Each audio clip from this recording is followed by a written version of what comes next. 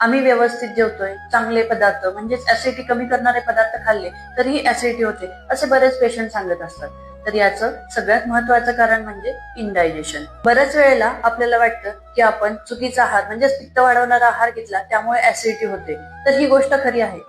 जर तुम्ही योग्य आहार घेतला, पित्त कमी करणारा आहार घेतला व तरीही ऍसिडिटी होत असेल तर याचं सगळ्यात महत्वाचं कारण म्हणजे तुमच्या पचनामध्ये विकृती झालेली आहे, हे लक्षात घ्यायला हवं.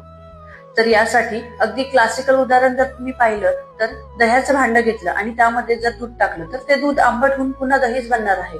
अगदी असंच आपल्या शरीराचंही असतं.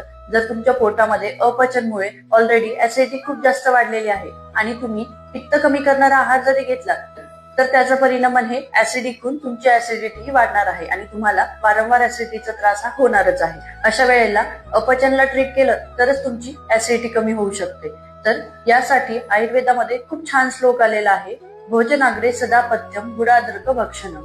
म्हणजे तुम्ही जर जेवणापूर्वी गुळ आणि अद्रक हे जर घेतलं तर यामुळे तुमचं पचनही सुधारेल आणि तुमची ऍसिडिटी ही नक्कीच कमी होईल.